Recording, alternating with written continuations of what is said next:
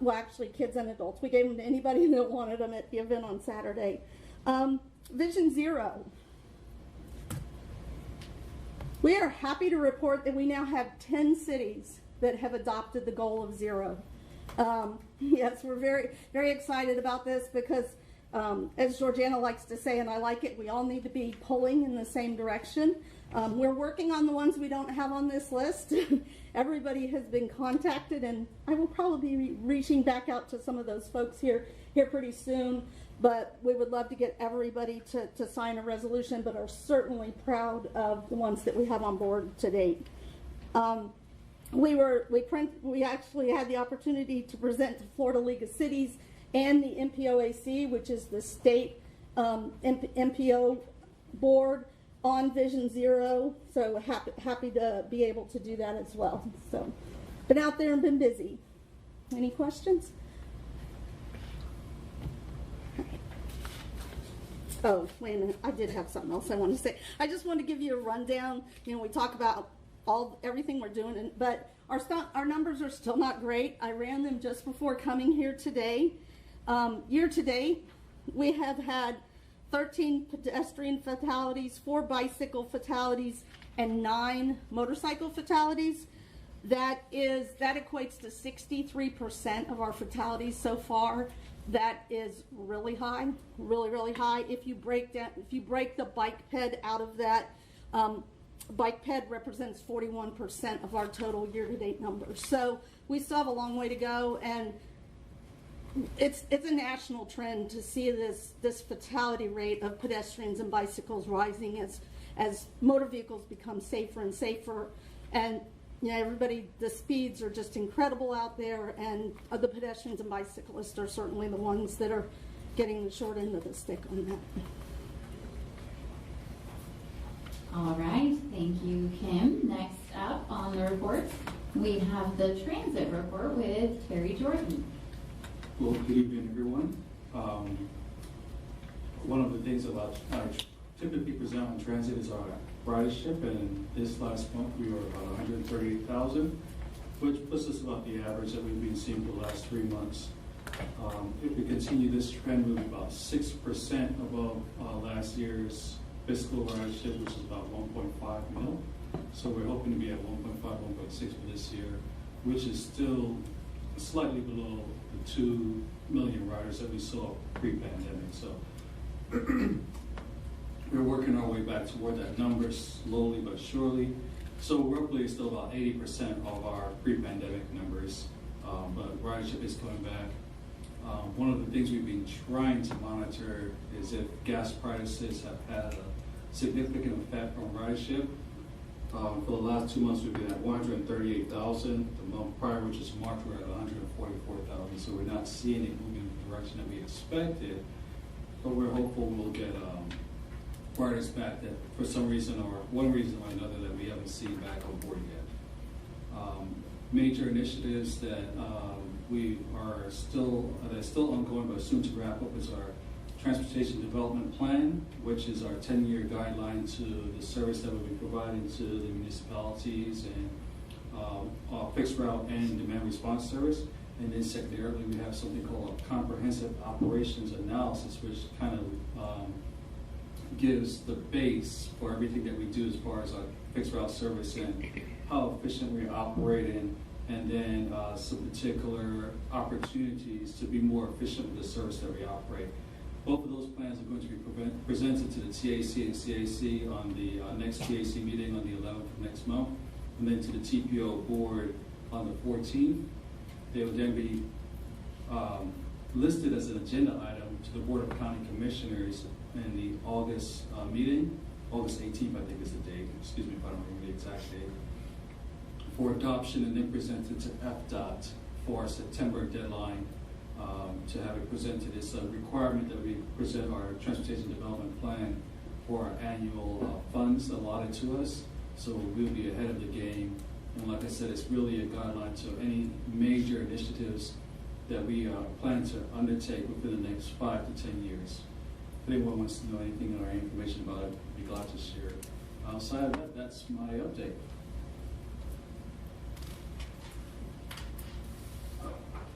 Any questions for Terry? Okay, continuing on with the reports, we have the staff report with Sarah Crum. Great, good evening, I'm Sarah Crum, I'm the Senior Transportation Planner with Space Coast TPO. So you do have a couple of attachments today in the staff report. You have the Executive Director's report from our main meeting. I just wanted to draw attention to, we held our TPO annual open house on June 7th. That recording is up on YouTube if you are unable to attend. I would encourage you to go back and watch it. Georgiana did a fabulous job in the briefing over some of the TPO activities and expectations over the next year, and also with our transportation planning program and list of project priorities.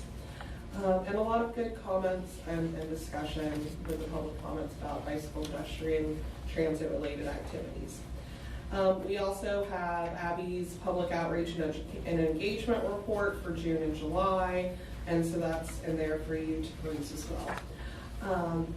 I would like to thank Space Coast Area Transit, both Terry, his employee Ken, as well as also their bus driver, for our fabulous BPTAC walking workshop in April for our transit travel training. I think it was a really just fun morning, as well as also really educational for everyone who was able to attend. I do know that there was some limitations of people being able to attend because it was during the workday, so next year we will move back to our normal evening spot for the walking workshop. And so you can go ahead and start brainstorming where we might take our walking workshop for a Monday evening in April.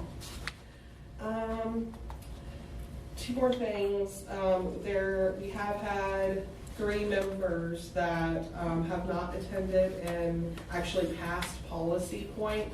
So the policy is that if you do not attend 3 consecutive meetings within a course of a year, then per policy, our governing board can vote to remove those positions or to open position up.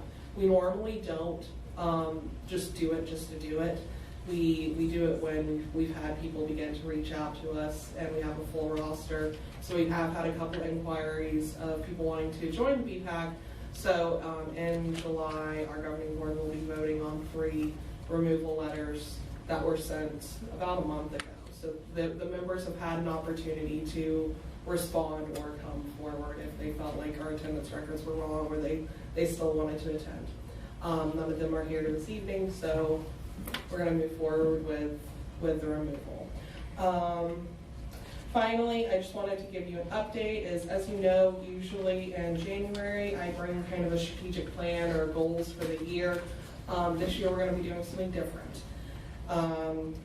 Over the next couple months, with conversations with Laura and Georgiana and Kim, we'll be looking into pursuing having consulting services come in and kind of reevaluate the vision and motion of the BPTAC. This comes from, we've had members express concerns regarding the alignment and purpose of the BPTAC, as well as also, it was something that we had been previously thinking about prior to the members coming forward and mentioning it to us.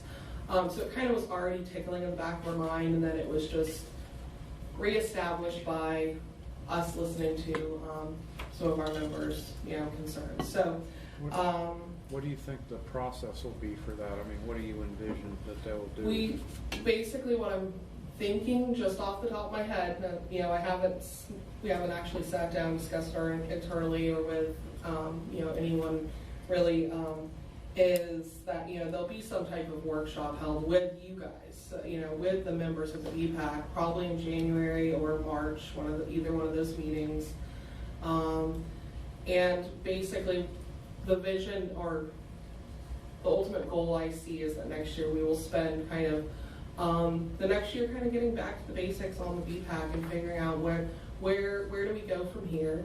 We've had a lot of the role of bicycle pedestrian trails planning has changed a lot in planning in general, as it has been institutionalized, and concerns have shifted from various topics of the trails and safety and trying to find a balance of where we're meeting the needs of this of the bicycle pedestrian trails users in our BPTAC while still being effective in the planning process. And so I think probably the best course of action is, having one of our consulting services come in and facilitate us through some workshops as basically some of our early meetings next year.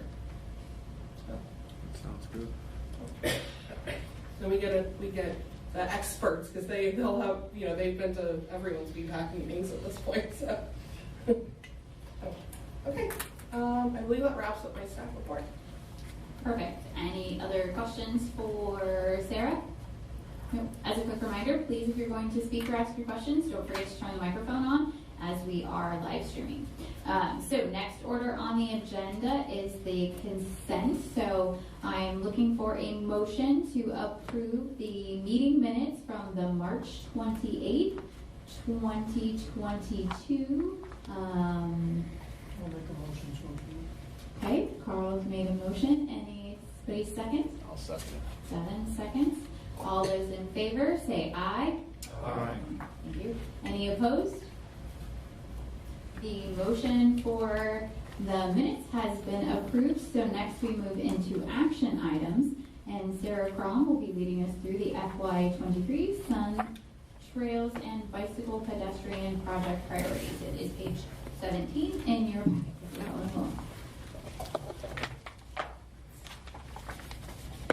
The setup's a little different. I apologize if out here I'm like, this isn't normal. All right, well, I always say that this is one of the most important topics that we cover as a BPAC in any given year, and that is setting our Sun Trails and Bicycle Pedestrian Project priorities. If you recall, last year we had a consolidated one list that had not just Sun Trails projects, not just bicycle and pedestrian projects, but basically all of our projects were mixed together on one list. Through discussions with FDOT and some of our partners, we did make the move to break out the lists into individual lists again. So this is in the format that we've traditionally done, just utilizing the same scoring methodology that was developed to create the one list that had been previously approved and presented. What did we present that in 2019, I believe? So just as a reminder, where does the project priorities fit into our planning process? So we start with the long-range transportation plan that is basically updated every 5 years and outlines the future of transportation in Brevard County regionally and long-term. Projects then can be taken from a long-range transportation plan, and municipalities can apply for them to be submitted onto the project priorities in order to pursue state or federal funding. So, specifically as this applies with the Bicycle Pedestrian Trails Advisory Committee, every single project that's listed in the Bicycle Pedestrian Trails, the Bicycle Pedestrian Master Plan is eligible to be put on the list of project priorities, as well as also, many other projects as well. Any Sun Trails project. Then basically the project priorities, we work with FDOT with recommendations from this committee, our TACCC, and our governing board to then work with FDOT to basically create the next transportation improvement program via federal and state funding. It's important to think that this is not a list of project priorities for an individual city or an individual municipality. This is thinking regionally and how it impacts us as Brevard County, not just as citizens of Brevard County, not just thinking on an individual basis. So just I'm not going to read every single project, but really quick, some project updates. This is we have a very full slide, and this slide speaks to the impact that this committee has had on transportation funding being directed to trails and bicycle and pedestrian projects in Brevard County. So specifically one project that has been completed by Brevard County completely with transportation alternative funds that came through this committee was John Road's Bull Road Sidewalk. So huge kudos for Brevard County. That was a very important project and really needed for that area. As you can see, we have several trail projects. We are able to put money on a resurfacing to add some complete street elements, and also multitude of various sidewalks as well across the entirety of the county. So project updates, continuing. So last year we were able to, through the discussion, get 3 State Road A1A sidewalk gap projects that were able to be funded with did we use S? I just zoned. Was it SU? Yes. Or was that CRISA? Okay, that was SU. So this was not our transportation alternative funds. This is basically funds that can be used on roadway projects, but we specifically directed them to some sidewalk gaps. So that was just kind of a bonus funding outside of our normal transportation alternative. So what has changed since 2021? As I mentioned, we are separating the list back out into multiple categories. We are keeping the methodology. We did update the methodology in order to reflect Vision Zero and our new ITS master plan. And so now we do have categories just similar to the way we had 2 years ago. And so CIS connectors, regionally significant, which is more of your capacity intersection, larger projects. Transportation System Management and Operation, or TSMO, once you're thinking about your intelligent transportation. Yes, Marie? Could you just tell us how does incorporation of Vision Zero affect the scoring and criteria? I wondered how Vision Zero gets flowed into implementation. So previously with the criteria, we were using state of the system report, crash statistics, and crash.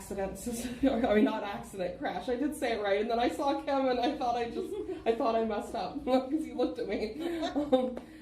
Previously using state of the system as our points, basically to reference for corridors to earn points for being high crash corridors, and we've now switched that to using the Vision Zero high injury network.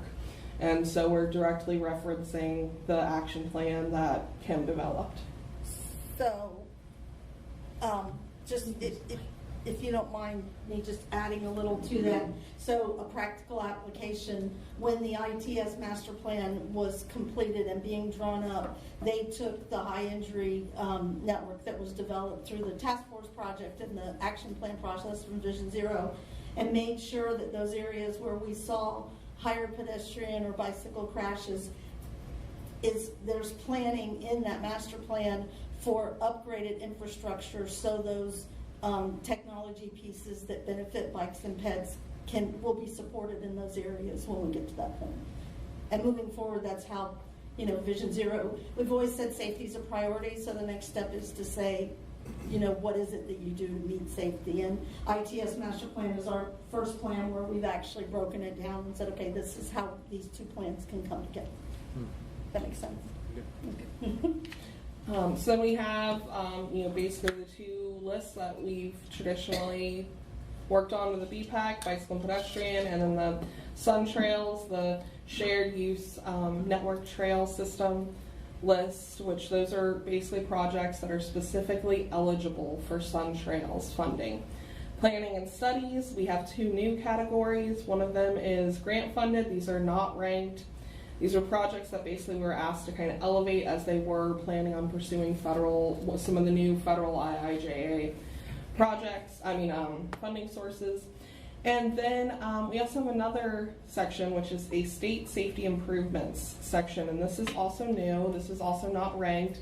And this came from a direct ask from FDOT, where basically if there are resurfacing projects or any kind of specific safety issue on a state road that we are wanting to look at or elevate, where getting additional improvements put into those areas on projects like resurfacing, so kind of getting the best bang for your buck, if we put them on the list, they would kind of take an extra deep look at them. So those projects specifically came from the resurfacing list.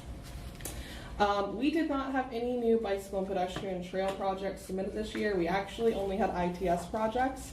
So the list is not going to look much different than it has in previous years. Just as a reminder though, before we look at the list, is that, basically the list is based off of the quantitative score from the previous scoring methodology presented. As I said, I believe it was in 2019.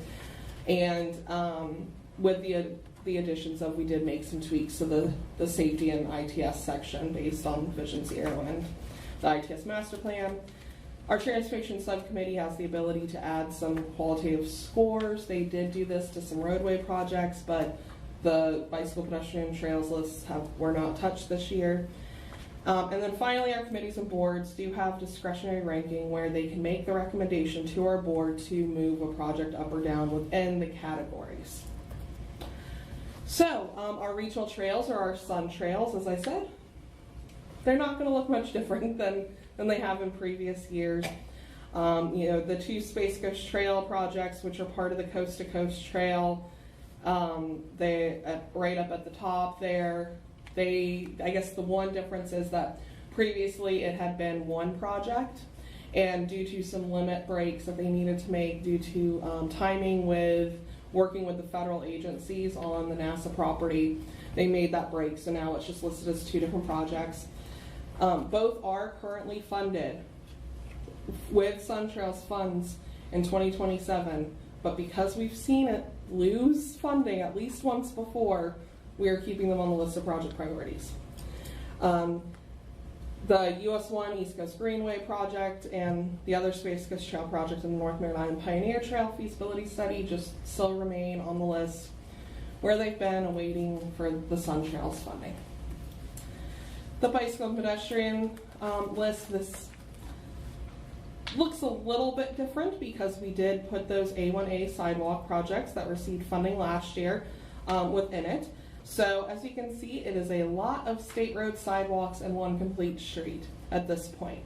We've done a really good job over the last year. If you reference back to that first slide, really focusing on filling in the sidewalk projects that local municipalities have been applying for on their roads.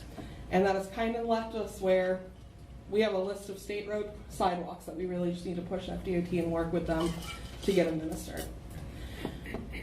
I did want to bring up the planning and study section because it is packed full of bicycle pedestrian trails related projects.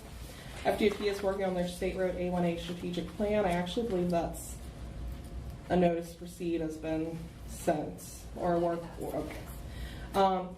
Some other projects is for a while now we've had State Road 519 Fisk Boulevard in the Cocoa section. They requested several years ago a complete street study and drainage analysis. Cocoa also requested Dixon Boulevard for a complete street feasibility study. Melbourne, Indian River Linear Trail, which we hope to get moved into the Sun Trails realm with the next OGT update. South Brevard Trails Master Plan we've been talking about. This is a fully funded project, so even though it looks like it's number 9, it's going to happen before any of the rest of these studies because it's already fully funded and in our UPWP currently. So, and then that is money that will be available very shortly. Our UPWP starts in July, and so we'll be able to work with what's the best timing of that. And then the feasibility study for the Cross City Trail. So the schedule for approval of the list of project priorities is basically tonight we're presenting, oh, I thought I had the wrong date, I just had a panic. And then we'll be presenting on July 11th to our TAC-CAC, the TPO Governing Board on July 14th, and then transmitting to FDOT, which then they'll review and we'll begin conversations. I know normally we do have the discussion of where are we putting some transportation alternative funds. Currently our boxes are empty out until 27, and I would really like to hold that box for now because that is a ways away. So a lot can happen between now and then, and also I'd like to go back to when we look at our bicycle pedestrian trails list right now, It is, as I said, it is a lot of sidewalks and state roads. And so really encouraging FDOT to leverage some of their state funds rather than us putting that transportation alternative. So I think probably next year we'll have the conversation about what to do with that money, but for this year we don't have that we don't have funds to talk about. So really it's just approving where the projects fall on the list. And with that, I'll open up for discussion and a motion to recommend approval. Laura? How do infrastructure funds, federal infrastructure funds affect us? So you're referring to all the new grant programs that are coming from the IIJA? Yes. So Georgiana would probably actually be best at answering this, since she's with us tonight. I will try. So there are some funds, there's two different types of funding. We've got discretionary, which are the individual USDOT grants that each one of the municipalities or FDOT or the TPO must apply for. So when the notice of funding opportunity comes out on a particular grant, whether it be a Safe Streets grant, which Vision Zero plans could be developed, Complete Streets, or whether it be an infrastructure grant, when the grant comes out, then you need to look at the criteria and see what type of projects you may have to be able to apply for that. Now, these applications can be very time consuming because you have to tell a story and you need to hit a lot of the criteria such as resiliency, equity, climate change. There's a lot of different criteria that you need to hit. Safety, these are all really big, important elements, emphasis areas of the infrastructure bill. And then there's going to be some formula funding, which we have not really gotten a lot of information on yet, but there's going to be quite a bit of formula funding that could come down to the DOT and the different MPOs, depending on population and motor fuel tax collection. We have not heard what that is at this point. I think DOT is kind of working through some of that. A lot of the EV funding, electric vehicle funding is going to be formula funding as well. So there's a lot going on. It seems like these discretionary grants are coming out left and right, and a lot of folks are not quite ready because, again, it takes a lot of staff resources to apply for some of these very large grants. So, and to then manage the grant and the project. And you have to manage it. You got to deliver it. This is federal money, and you have to make sure you can deliver it. But we just met with the county folks today to talk about the bridge improvement program, this USDOT grant. They have several off-system bridges that they are interested in. And after about an hour and a half of really kind of rolling it around, we don't think we're quite ready for them to apply for it. But they're going to do some feasibility studies using their money to get ready for potentially next year for the bridge program grant. So we're still working with it and trying to figure it all out, basically.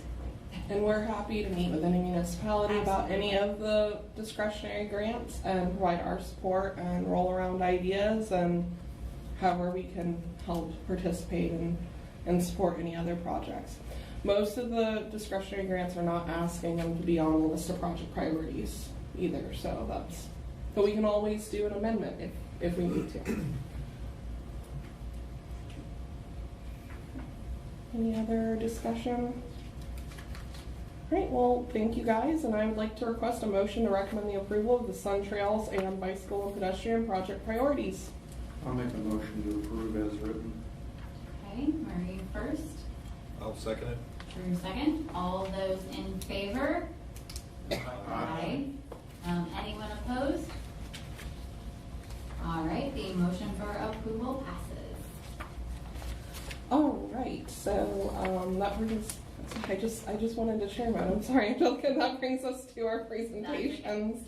I'll be conducting our first presentation. A little bit of history is, for the members that were here several years ago, we had the opportunity to participate in our first Governing Board Strategic Plan development we did some polling, and we defined 5 emphasis areas previously, which were safety, linking transportation, land use, sustainability and resiliency, innovation and leadership. These emphasis areas have been incorporated into the project prioritization methodology. So literally these emphasis areas impact the way the list of project priorities is scored and ranked. It also was incorporated into our 2045 long-range transportation plan. And we just want to encourage this culture and moving forward with the policies, decisions, and organizational direction. We held our Governing Board Strategic Plan workshop. It was a great day with our governing board members and a couple of our multimodal partners. And what we basically, after going through a whole afternoon of workshopping and working with them, we came back with all of our notes, and we ended up creating our new Governing Board Strategic, or a draft Governing Board Strategic Plan. It looks like this. The full plan is within your agenda package, and basically it's made up of a one-pager that kind of gives a quick, brief snapshot of the strategic plan, and then each of the emphasis areas do have its own individual, more detailed page. To basically teach you how to read the more detailed page, the emphasis area is essentially the area of focus or accomplishment. So where do we want to move the needle on? Goal, what do we want to achieve or work on specifically in that area? Excuse me. The actions are activities that can help us accomplish the goal. Short term, we're thinking 1 to 3 years, so the life cycle of the strategic plan. Long term is 4 to 10 years. So almost setting us up where, looking forward, what's our next strategic plan going to look like? Where do we ultimately want to go? And are there activities that we need to do in the next 1 to 3 years in order to accomplish those? Obstacles, this was directly based off of obstacles that we discussed, that our governing board members brought up and discussed during our workshop. Performance measure is basically a measurable impact. We want to be able to show at the end of the 3 years, we were able to measure that we actually moved the needle in this emphasis area. And then resources is definitely not all inclusive. There are far more resources than what we have listed, but it kind of just gave a snapshot and was reference points of some of the major resources for our governing board members. We also rewrote our mission and vision. So our mission is, it really doesn't, our rewrite of our mission and vision doesn't really change the direction of the organization. It was more of, we had a paragraph for each, and so we wanted to create a short, concise mission and vision where anyone would be able to easily memorize it or at least reference it. So the mission is to plan a transportation system that enhances quality of life and economic development by engaging the community.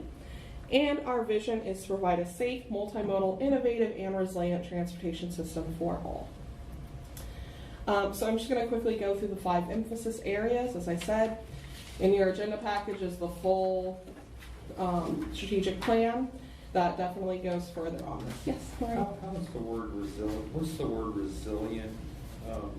I've heard it used a couple times. Does that just mean maintainable and long-lasting, So, or what's it mean? Resilience is essentially our ability to bounce forward or withstand an impact to our transportation system. And so if we were to have a major hurricane, or if we were thinking about sea level rise, how would our transportation system respond, and would it be able to continue to function and maintain itself? There's a lot of other aspects that go into resiliency other than just thinking about, shocks and stressors like hurricanes, wildfires, and sea level rise. But kind of at the base of it is, if we have a resilient transportation system, it's going to be able to withstand and bounce forward from any impacts. All right. So as I said, I'm just going to briefly go through the 5 emphasis areas, and you can dive deeper in your agenda package. So leadership is to represent and promote the Space Coast TPO. Some of the priority actions for our governing board is to report the TPO actions and policies to the councils and boards. I also encourage you to do that as well as the BPAC, as if you are attending council meetings or board meetings or other club meetings, to share what we're doing here. Share our social media posts and news, and pursue leadership development opportunities and training. Some of the obstacles that our governing board members mentioned was their understanding of member roles and expectations, lack of funding and the flexible use of funds, engagement and understanding roles from public and partners. And finally, the performance measure is to implement the governing board strategic plan, because ultimately as leaders we want them to carry the strategic plan forward. Next one is safety. Implement a safe transportation system for all users. Priority actions is implementing the Vision Zero action plan strategies, and also implementing or supporting innovative. Sorry, I'm still not sure about that. Sorry about that. I must have been. Support innovative safety countermeasures such as RFBs, lane reassignments, roundabouts, and more. So this is really referencing the FHWA's proven counter safety measures that will make our transportation system safer.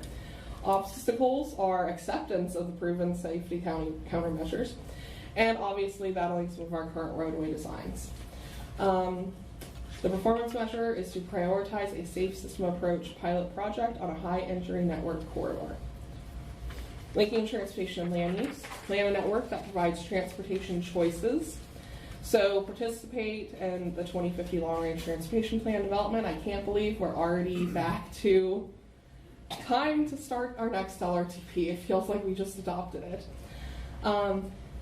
And explore opportunities to connect transportation hubs and further transit-oriented development, specifically regarding the Brightline passenger rail. Some of the obstacles that were mentioned was lack of a regional community vision, lack of easily accessible and user-friendly data system, lack of tools to analyze the impacts of land use decision on transportation. And the performance measure is adopt plans, projects, and programs that increase transportation choices. So we're thinking of plans and programs that are actually increasing the ability for anyone to go, I'd rather use transit, I'd rather bike, I'd rather walk, or, I'd rather drive. So we do want to continue to think about our cars as well. Resiliency and sustainability. Plan for a resilient and sustainable transportation system. So participate in and share the Resiliency public engagement campaign and activities. We are currently in the process of developing some transportation resiliency kind of 101 videos that we'll share with this group once they're completed. Keep utility departments and relevant stakeholders informed on TPO projects and activities. When we do talk about resiliency, we constantly are reminded that a roadway isn't always just a roadway, and most of the time it isn't. That's also where your water lines are, your fiber, your electricity is, those corridors are not just corridors for moving people, but also goods, services, and technology and utilities. Obstacles, lack of community knowledge on resiliency and impacts on the transportation system. Resiliency project implementation funding, need to retrofit from old designs and engineering. Performance measure is the adoption of our transportation resiliency master plan. Technology and data. Implement technology to enhance reliability of the transportation system. So continue funding support of transportation system management operations, or TSMO. Encourage municipalities to develop transportation technology and data sharing policies. Obstacles is local knowledge and education about innovative strategies and technologies. Lack of easily accessible and user-friendly data system, as we saw in one of our previous emphasis areas. And the ability to plan for rate of implementation of new technologies such as electric or connected videos. Our performance measure is we want to launch a data dashboard. So a one-stop shop for all of our different data layers and plan layers for the public, us as staff, and our municipal partners to use to help them with their planning activities. So with that, I'd be happy to take any questions or comments. This will be adopted in on July 14th. And also when we go into our conversations in January, I'd love to bring this back up and reference it as well. All right, I saw Drew first. Go ahead, and then Rachel. Either one of these buttons would work. Okay, just a quick question with regard to your last topic and going into the data structure. Kind of, my personal interest in that realm is always gather as much data as you can to try to go to conclusions you may not know you're looking for, but get the full reality of the issue.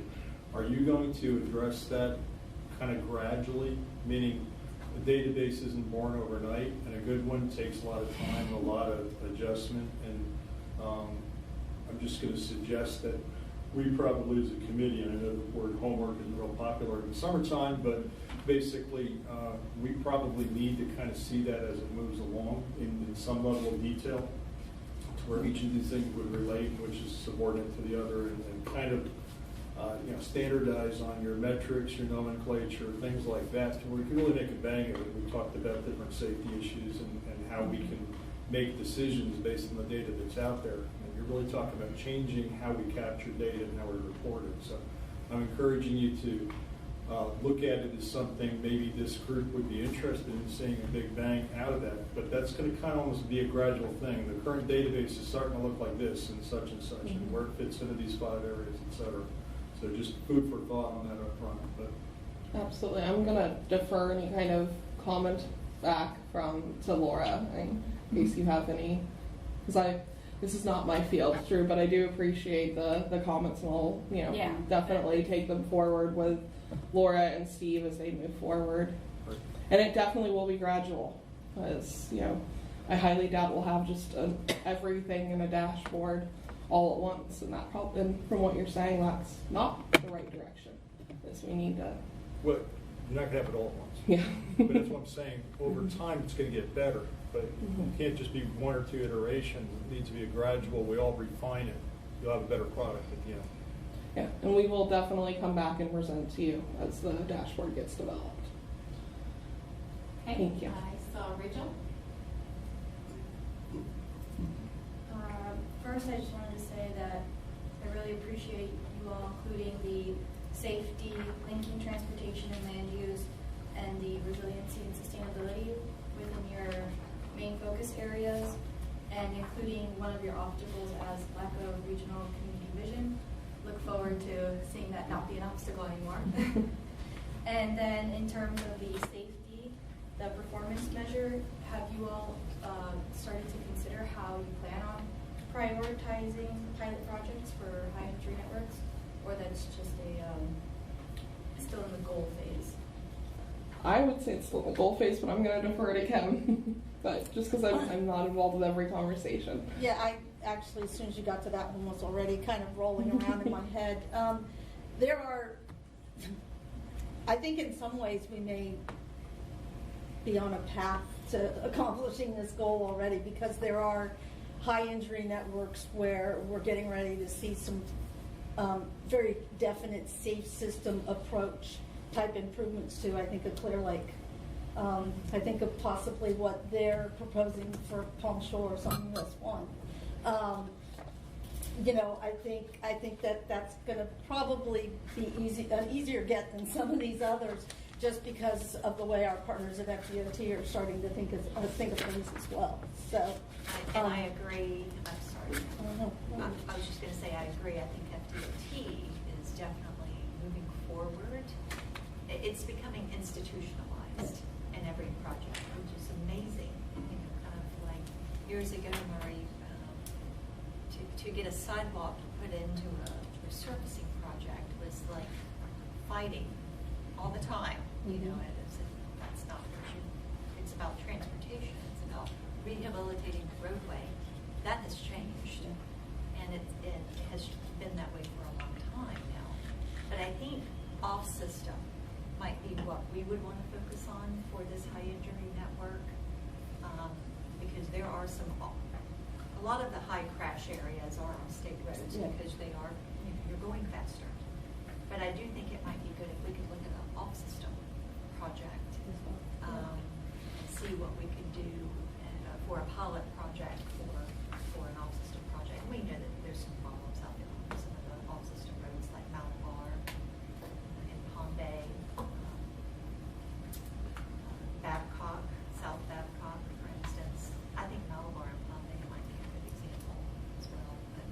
need to look into that and try to come up with one outside of what DOT is doing. Because the majority of our high, our highest crash corridors from a Vision Zero standpoint, serious injuries and fatalities, are roads 4 lanes or more with speeds over 35 miles an hour. And if you look at that, those are primarily state roads. But I do agree that there are opportunities probably off system. And you're exactly right, though, for just what we're saying as far as the collaboration. We have to be on board with our partners at FDOT, and that's also kind of what we're doing with the Vision Zero leadership team and how we've refocused that, and we looked at that as an opportunity to, you have smaller cities and larger cities, and everybody's around the table talking about what they're doing, and it kind of gives everybody a little bit of an idea and things they can take back. So I think that that's a step in that collaboration area as well. Thank you. All right, any other questions or comments? I didn't see anybody, but I don't want to miss. No.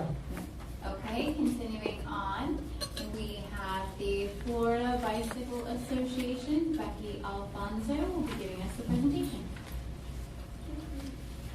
Good evening. Thank you. I appreciate the opportunity to be here this evening. I did not bring a PowerPoint. I am so sorry. What I did is I provided a packet of information, and if you didn't get a copy, I have extra copies. If you feel like you need to share all of this information with other people, I have extra copies.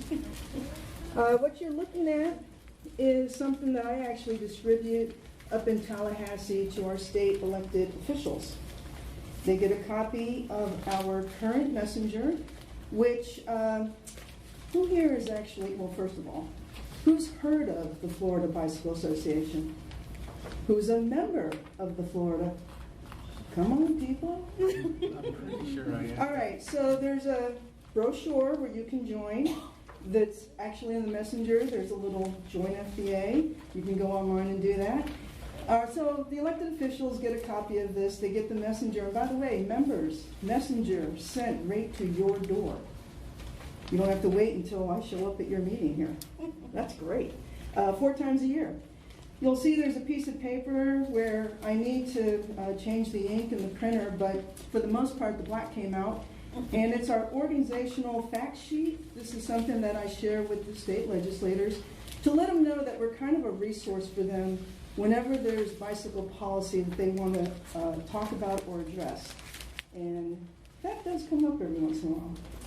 You'll also see I love including this one, the fitting bike helmet, very important, thanks to our partners at Alert Today Florida, part of FDOT. And we are in partnership with Bike Florida on the Share the Road specially license plate. Does anybody own one of these? Oh my gosh, and you call yourselves a bike pedestrian committee? I'm kidding. Anyway, it does support both Bike Florida and the Florida Bicycle Association in doing educational outreach, which is what I'm here for. You also have a little mini license plate. I don't think Bike Florida has any more of those. I had a stash I'm sharing with you tonight. Really important. You can actually put that on the back of your bicycle. Stickers, because everybody loves stickers. And this is only the 2019 law enforcement guide. So the association actually started doing this right around the year 2000 as a means to give law enforcement an extraction of the bicycle laws, because law enforcement has to know just about everything when it comes to traffic. And so we extracted the bicycle laws just for them to review. It became so popular on the backside is the pedestrian laws. So this is actually more of a comprehensive approach to not just stating the statute, but actually going into the application of the statute. So we do follow the legislative sessions. There was a slight change in 2019. This issue actually goes back to 2018. 2019 is when the electric bicycle statute definition was incorporated. It won't be in this book because we don't actually put statute definitions in this guide. It's more about the movement of traffic and where those laws apply. We actually have to wait after every session to see if we need to update it. I'm well aware that we had a bicycle bill that was passed in 2021, which allowed for certain maneuvers, such as a group of cyclists, no more than 10, to be able to go through a stop sign after they properly stop, to go through it as a group. There's actually, for motorists, where they can now cross a double yellow line to pass a cyclist. That was not in there before. So there's things like that we're actually waiting for some language clarification before we do the next edition of this law enforcement guide.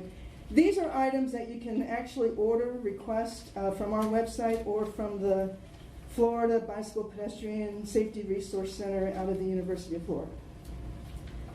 So yes, we're working for you.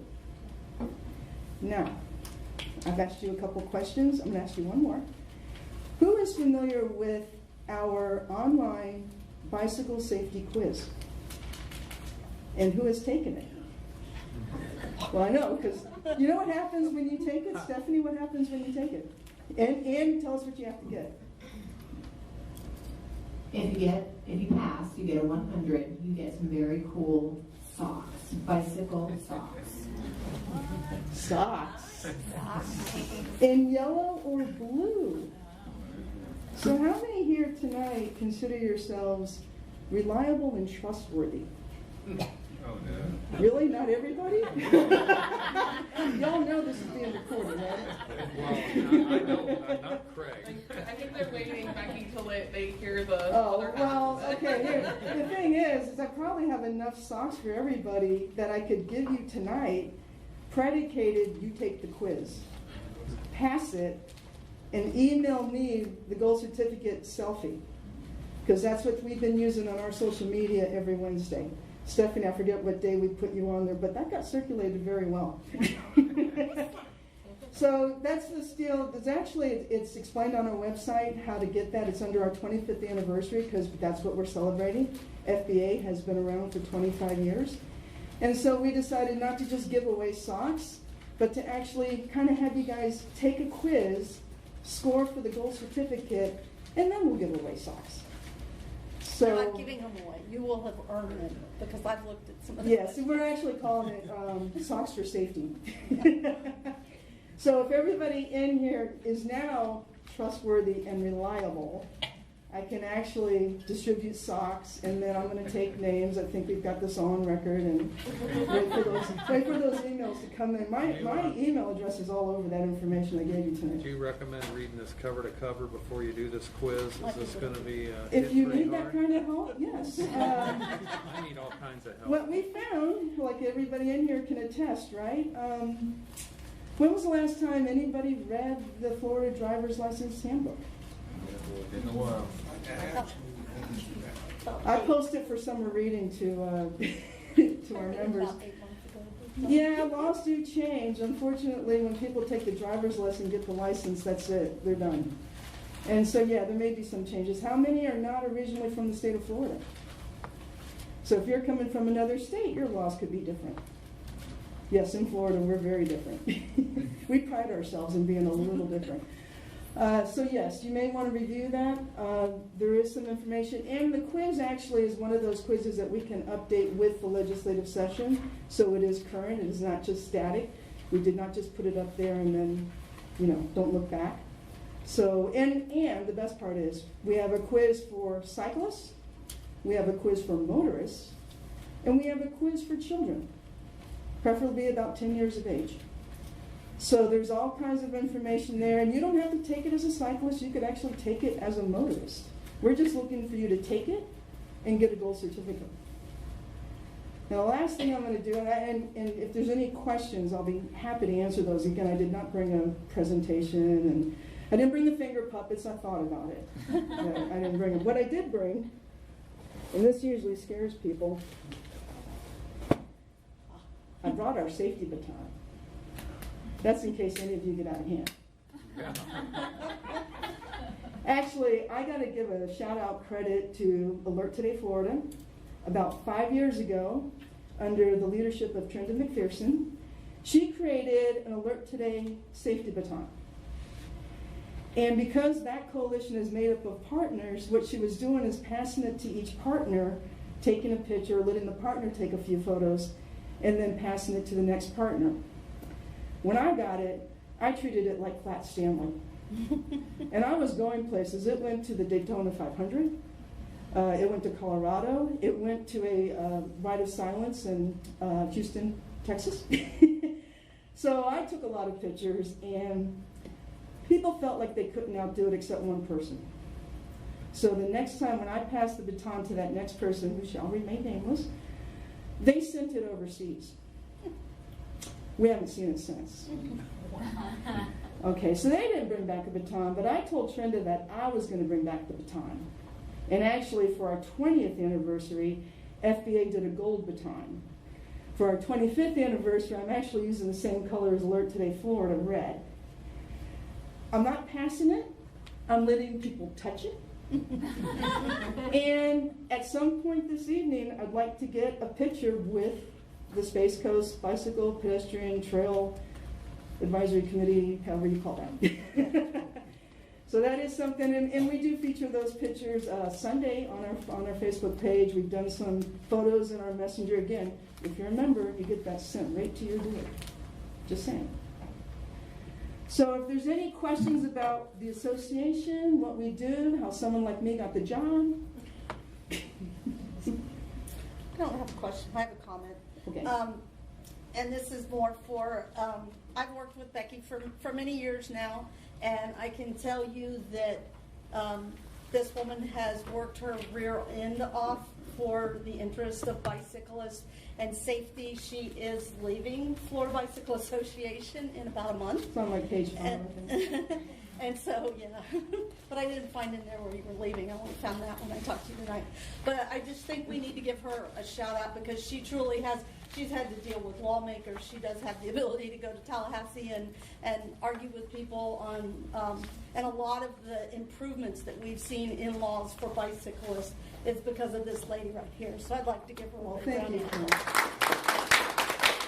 I appreciate that. I wouldn't say I was arguing as much as we're having informative conversations, Yes. and we've had quite a few. So But thank you yes, for everything you've done. that is one of those things, and it did start out in 5th grade for me. I was a commuter cyclist to school, so I'm actually coming from a commuter background. Clearly, I'm not a competitive road racer. I'd look a little bit different, I would think, I hope. Love trail riding, but where I live, and I live in the city of Oldsmar, I have to do a mix of trail road, but I can commute and do about 5,000 miles a year, mostly going to the post office and my favorite grocery store. I think when I first met you, were selling coffee. Well, that is a whole other story, which was on the website, and I'm not sure if I took it down yet. It was a former life. I am no longer doing that. Any other questions or comments about FBA and what FBA can do for you? Yes, I will be stepping down at the end of July. We are currently interviewing for the position. We're going to have some new energy, new blood, and somewhat of a new direction for the association that I think is really exciting. And I'm kind of very happy to be passing that baton off to the next executive director. But I am from the Tampa Bay area. Born and raised, actually born in Meese Hospital, Dunedin. Well familiar about that trail. A little depressed about the Lightning, but I'm getting over that. Still got the Rays, still got Tom Brady with the Bucks. There you go. There's not any other questions. I don't know if you want to disrupt the meeting now or after you close and adjourn it, but I would like that photo. I defer to you two. What's, After? yeah, do you mind No. sticking around till? No, because you guys can, think about blue or yellow.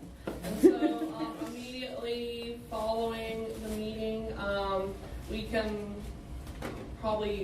all fit like right there. And then if you would like to get, and I can put a different slide up. And we can all stand in front and get a picture. Angelica Keene. Next order of business, we are moving into old business, and I believe we're going to hear from Georgiana Gillette. Right. Thank you very much.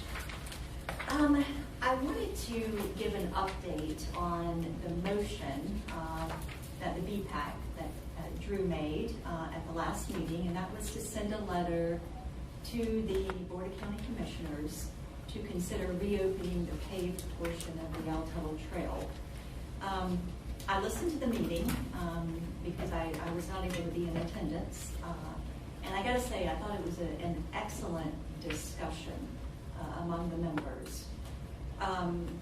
I'll also add that, you know, as the advisory committee representing bicycle, pedestrian, and trails, you know, you're doing exactly what you're supposed to be doing. I mean, you are really digging into these very hard and difficult conversations. Even if it's uncomfortable, that is your definable role as the BPTAC. And so you are doing exactly what you are supposed to be doing. So after that meeting, Sarah did prepare a letter, and we included it in our agenda package for the TPO Governing Board. And even though we knew it was probably going to be a little controversial, it was put into the package. In retrospect, I probably should have contacted our TPO Governing Board chair, because, you know, a lot of NPOs, TPOs, some of them will take agenda items to their executive committee and get approval. Some will run it past their TPO chair. And if it's something that we feel like might be controversial, then certainly we want to kind of run it through the chair before it goes into the package. Well, I didn't do that. So that is something I wished I would have done. So during my briefing with my chair, and our chair is Deputy Mayor Andrea Young with West Melbourne, and she does an excellent job for the TPO. She had some concerns. One, she had heard about the controversy going on between the town of Malabar and Brevard County. And I can't remember exactly if there was pending litigation or if the lawsuit had actually been filed at that point, but it was of concern to her. And of course, you know, I think it was even mentioned, you know, by Kim at the last meeting. We have 19 elected officials on our governing board. 5 of them are the county commissioners. Even if one of those commissioners, it didn't have to be all 5, showed up at the TPO governing board, that is something that, you know, they would have a lot of weight in any sort of approval. And typically some of our, the 13 city council members and the port commissioner would be interested in hearing what the county commission has to say, especially if it's something regarding them. So, you know, understanding that Deputy Mayor Young, she understood the investment in federal money that we made towards that trail, and that's significant. I mean, that's nothing to sneeze at, and that's important. She also understands that this is a multimodal transportation project, and that was pointed out, and that was important as well. And then there's the safety component. But she also felt, you know, at the end of the day, from, you know, a letter from the TPO or the BPTAC really would not change the direction of where this was really going. And I think that was kind of the final conclusion there. In other words, these are my words, not hers. It had moved to a point of no return at that point. And so, you know, she's the chair, and that is her definable role. You know, she has to put on her TPO hat and make decisions that she feels is in the best interest of the TPO. And, you know, in all honesty, we don't typically like to put things on the TPO floor that is controversial. You know, you don't particularly want to do that unless it's something that you really feel like is going to have a positive outcome in the end. It's something that we think we could really affect change. And again, at the end of the day, that's not something that we didn't feel like was going to happen. So, you know, the TPO governing board is in charge. It's not TPO staff. You know, we implement the policies and the direction of our governing board, but the TPO governing board is in charge, and our chair is the one that kind of helps guide agenda items and what is going to be on the agenda, and kind of looks at it from the big picture standpoint. So I certainly understand the disappointment. I know I did reach out to Richard Kohler, the town clerk. I talked to Matt Stennett, and I know Drew and Murray. We emailed each other back and forth, and I certainly understand the disappointment. There are times where even our committees have made a recommendation to the governing board, and the governing board has went off on their own and decided to do something different. It doesn't happen all the time. In fact, it's not very often. And it can be a little frustrating to our TAC and CAC when that happens, because they are an advisory committee. And I think something similar here has happened, where something was pulled out of the package because just in retrospect, it's like, I don't think this is the right move for the TPO to introduce on the floor. So again, I don't want anyone to feel like the conversations that happened here, and I don't disagree with a lot of what was said, but that it just was in the best interest that we not move forward with it. So I'll be happy to hear anyone's comments, but I'm the one that sat down with Deputy Mayor Young, and I wanted to let you know kind of the conversations, and it didn't happen quickly. We talked about it for a while, and wanted for me to let you know what the conversation was. Well, by the time that came along too, the county that topic had moved to where it was going to litigation, and that makes it very hard for any other group to bring it up, because it's being turned over to the, that process. And Go ahead. I need the mic on this or what? You always need the mic. Always need the mic. First of all, I'd just like to thank you for being here tonight to basically address this issue. It's sort of the elephant in the room for some of us. This issue, my concern is inherent, goes way beyond just BPTAC or Brevard County. I think this is evident of essentially our government potentially being challenged in the essence of democracy. We have committees of citizens. We want them to basically advise. And that is a key component of the definition of this group, BPTAC. It's the advisory committee. We did our due diligence with all of Robert's rules. We did a proper discussion, and there was a proper vote. And I think, not to belabor it, and we did our job with all the rules, and we basically put it forward as really a safety issue and a funding issue and just an ethics issue. It was really outside, we thought, of any of the legalities, but I do appreciate your concern and your insight on that. I'm just glad that you brought it up. This is a tough situation. I think the county can get past it. I'm confident there can be some kind of balance in the future, but I don't know, I was disappointed. Yeah, you know that, I expressed that to you. I truly think that, and I've read it recently, some books dealing with World War II, ironically enough, and some very famous people basically put forth that if certain people don't stand up to express what they feel is right, to advise the people that are making decisions at the highest levels, if they don't take the risk of saying something that might maybe not be great for their social life or whatever, if you don't stand up, basically the complacency can lose our democratic way of life. Ultimately, that's just where it comes to. And it's been very prevalent in this last couple of years with politics in general in the U.S.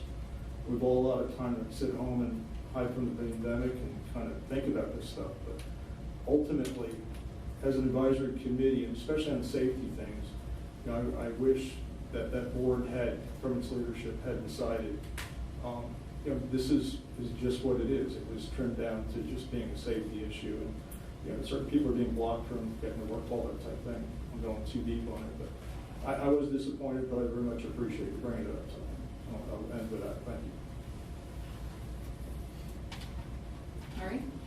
Murray, again, thanks to Rena for bringing it up. I respect that you have our best interest in mind here, and I thought the letter was concise and very well put, and I appreciate everybody listening to us last week. I wish I knew if there was pending litigation. To my knowledge, we're waiting for a hearing. The direction from the Board of County Commissioners was that they did not have time to go through intergovernmental dispute resolution, which is a Florida statute, but then that they didn't have time to do that 2 to 3 month process. But then 2.5 months passed with there being no action.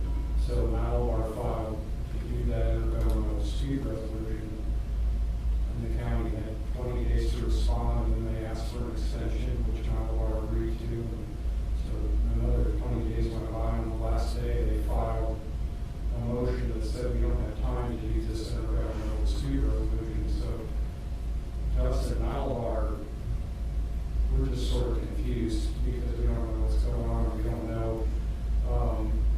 I guess I don't blame the chair for holding it. It is controversial, but I thought it was good that this committee was supposed to be trail focused, recommended to try to reopen that trail. I was just talking with Craig the other day that trailhead that was also paid for with a federal grant used to be have 12 cars in it, 10 cars every morning with people riding, and of course it's deserted now. So it's kind of like you're sitting there thinking, what, this trail shouldn't have become. I guess my biggest concern is for everybody here is that Malibar put forth a very hard, well thought out compromise where we wanted to save about 200 trees out of 20,000. We just can't get anybody to listen to it. It's fundamentally us bizarre. We weren't trying to tell another professional entity how to manage their property.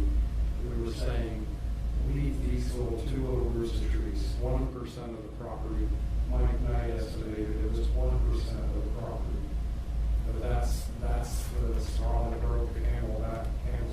So we've never been in a position where we thought an extremely reasonable compromise wasn't even listened to. So we're just confused, and I hope it gets resolved. And I know that it's in a bizarre position that Malibar only has sheriff's coverage in Malibar because we pay for it, and the sheriff's personnel are being used in contrary to Malibar's best interest in their opinion. So there are things like this incongruities as leftists all just. But on the plus side, we had a wonderful trail day. We cut trail in Malibar to allow people to not have to go backwards on trails. We stayed within our own boundaries. We have tried to make the best trail system we can. There's been a lot more emphasis on Cameron Reserve in Malibar's property, and so we had a great trail day this last Saturday where we opened up trail systems and kept off turns. So the user group and the volunteers remain engaged, and we keep riding. So thanks. It is my understanding that the official lawsuit has been filed. So, well, thank you for your patience and your understanding, because again, I think you all did exactly what you should be doing, and hopefully it will get resolved in the future.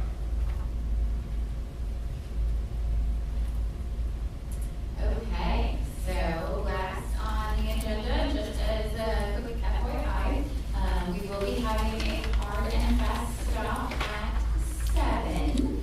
So please keep that in mind. But our next is right.